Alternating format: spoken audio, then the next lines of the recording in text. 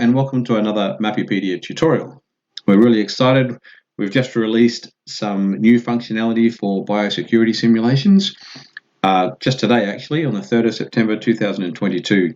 This is still very new. We're very keen to get some feedback. It's likely to change over time, so if you do have any other ideas for improvements, then please let us know. And this tutorial, unlike other tutorials, will be based on real data. Just because the simulations make a lot more sense with real data. So we've received permissions. We're very grateful to be able to use this. So when Mapipedia first loads up, it defaults to loading the last 24 hours worth of data. So if we move this time slider, we can see how these tags have moved over the last 24 hours. And to move to the biosecurity functionality, you switch to the analytics menu option. So if we click up the top here, we can see the text for all these icons. So if we click on that, and then just make sure that biosecurity is selected here.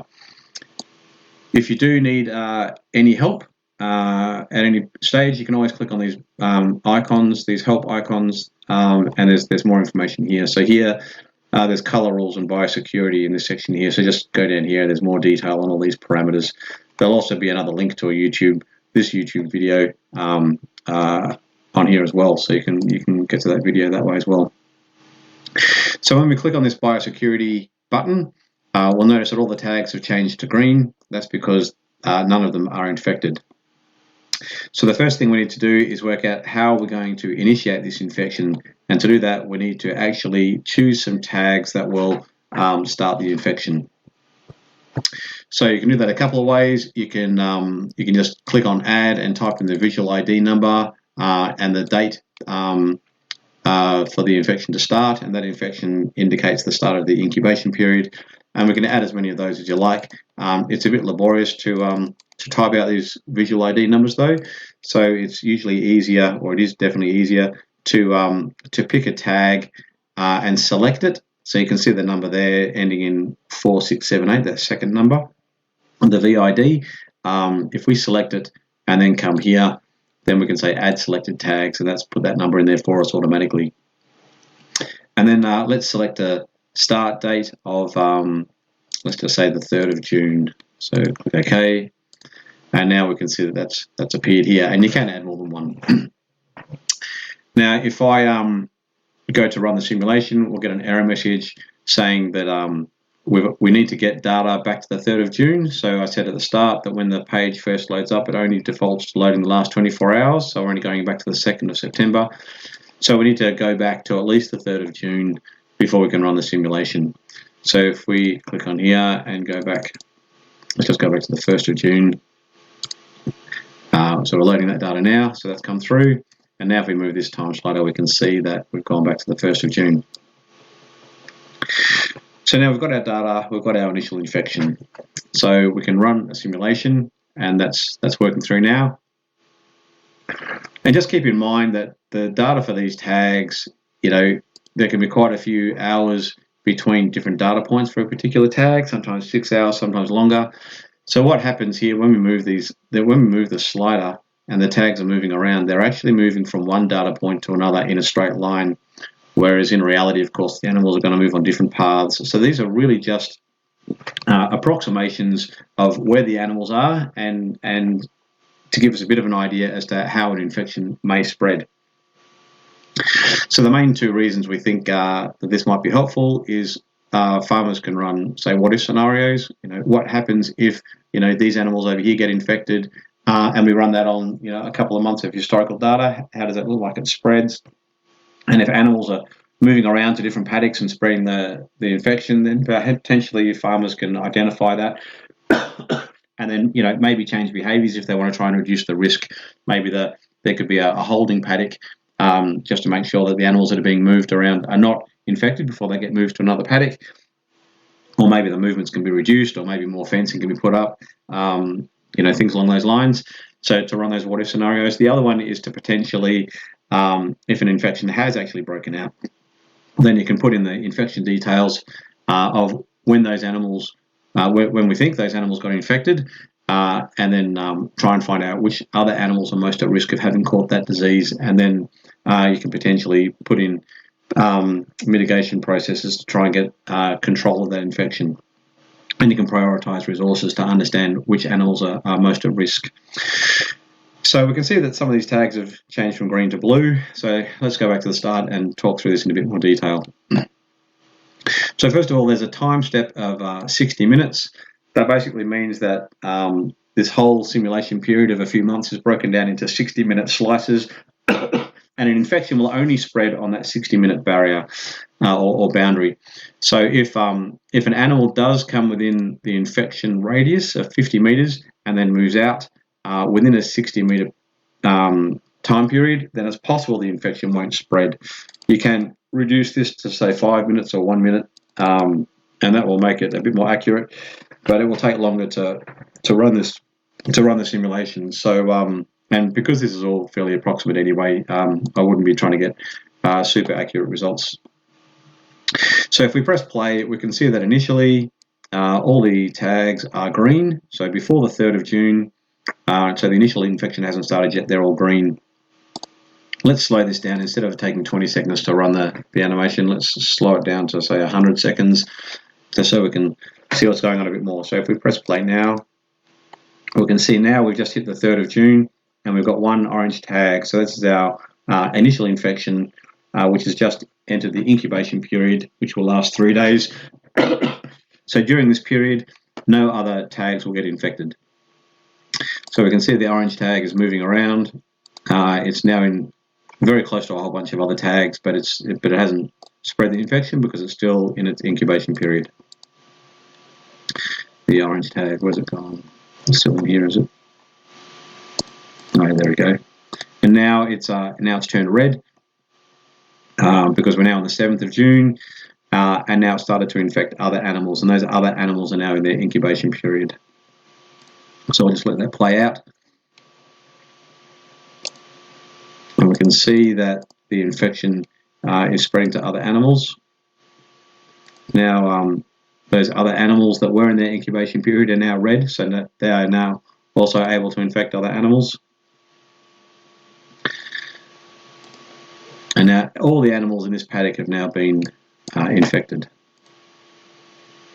And we can see here that some animals got moved over here.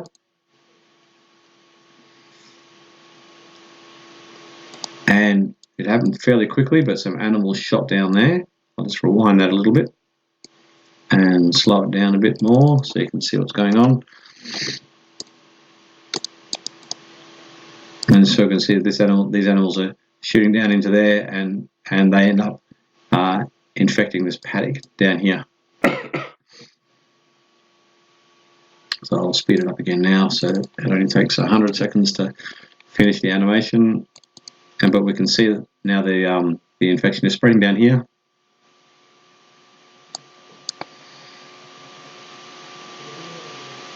And now some of the tags have started to turn blue because they've reached this period where they're no longer infectious. So the incubation period is 3 days, the infectious period is 30 days, and you can change all these parameters. And then at the end of that 30 days, they are either blue if they're no longer infectious, or they're black if they're dead. So you can choose a probability of death. In this case, there won't be any because we've set it to 0. If you set that to, say, 30%, then there's a 30% chance that instead of them turning blue, they'll turn black at the end of that infectious period. But the animals do actually keep moving because we're just using the historical data. So they kind of turn into zombie animals. But don't worry, there's not a zombie apocalypse coming, at least not that I know of. And now we're at the point now where all the tags are blue or green. So there won't be any more infections because they either never got infected in the first place or they are no longer infectious. So if we just play that out, we see that they're all still blue and green. And if we sort of take a bit of a broader look, we can see that none of the animals in this paddock got infected. So there's a fence along here probably that's shielded that pretty well. The animal down here didn't get infected, but there's been a bit of infections that have been sort of spreading in other areas. So let's change the parameters to make it say 300 meters, just to get a bit of a feel for what might happen and what's the risk. So let's run this simulation again. So this is using exactly the same historical data, but now we're just running a different infection scenario based on different parameters. So we can see now there are some animals that have turned blue in here, so the infection has spread, but let's wind it back a bit and take a closer look at what's happening. So again, it's the same initial infection, the same initial animal, and that's going to spread in a similar way, except it'll spread a bit faster because this infection radius is bigger. And we can see here it's now crossed over into the other paddock. So let's rewind that a little bit, slow it down and take a closer look at what's happening. Zoom in, we press play. We can see here at that point there, some of the infected animals got close to the uninfected animals from the other paddock. And that was when those uninfected animals reached their incubation period. And now they move into the other paddock and they'll end up spreading that infection throughout that area. Sorry about my throat. So I'll speed that up again now. And see the animals are still moving around in the same way they did before. Coming down here and spreading down here. And I might just speed this up. It's very similar to the previous one that we did. Really, it's just that more animals end up getting infected. And we get to the point now, again, where they're all blue and green. So again, not all the animals got infected. This guy still survived all right.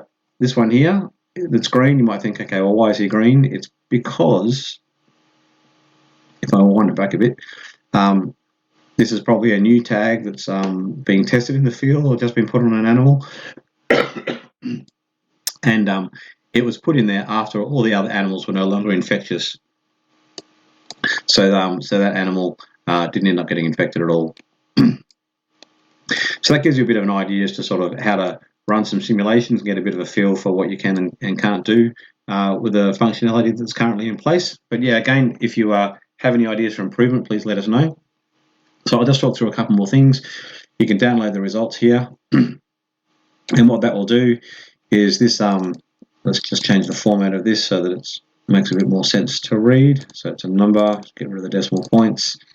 Now let's just make this all a bit wider. So what this is a list of all the infected animals. So both the VID numbers, the ESN or the Ceres Tag ID, the start of the incubation period, the start of the infectious period, and the end of the infectious period. And these are all in order from when they were first infected. So these are in date order here. And then we can see here there's a header row. So there's 108 animals that got infected in this simulation.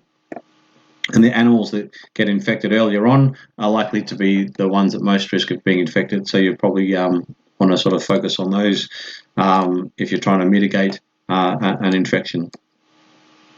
The other thing that I haven't really spoken about yet either is this maximum infectious generations. So if I set that to 0 and run the simulation, basically what that means is the only animal that gets infected is the initial infection. It doesn't actually infect any other animals at all. So we can see it's red, it's moving around, it's close to other animals, but it doesn't actually infect them at all. But if we change that to a generation of 1 so that it does allow secondary infections, then the initial animal will be allowed to infect other animals, but those other animals cannot go on to infect further animals. So all the animals that we're seeing getting infected here have been infected by the original animal, and then they spread around. But the infected animals, apart from the initial one, will not go on to infect any other animals because we're only allowing one generation of infections. So we can see that play out. So all the animals that changed colour here to blue were as a result of that one infected animal only. And then we can set that to 2 and run it again. And that means that now 2 generations of infections can happen. So that would mean the initial one, and then when that infects some animals, those animals can then go on to infect further animals, but the infection won't spread any further than those animals. So we're just allowing 2 generations of infections. So you can put in as many generations there as you like. If you just set it to a large number, I think the default value is 1,000, then it will basically allow the infection to spread without any limits to its propagation. So these are the same results we would have got earlier. Another thing, if you are sort of wanting to get a bit more of a feel for how how things are spreading and why animals have gotten infected and why they haven't gotten infected, you can click on this ruler icon over here and then click on this pencil, and you can start to measure distances. So you can look at, okay, the distance from here to here is 900 meters or 0.9 kilometers. So you can take those measurements and get a bit of a feel for what's going on there. So they're 740 meters apart. Obviously, they were already infected a little while ago. So there's that as well. And I think that's everything. So yeah, please let us know how you're using this. If you're happy with it, if you can think of any other ideas, we're very keen to see what the uptake is of this functionality and whether people find it useful. Thank you very much.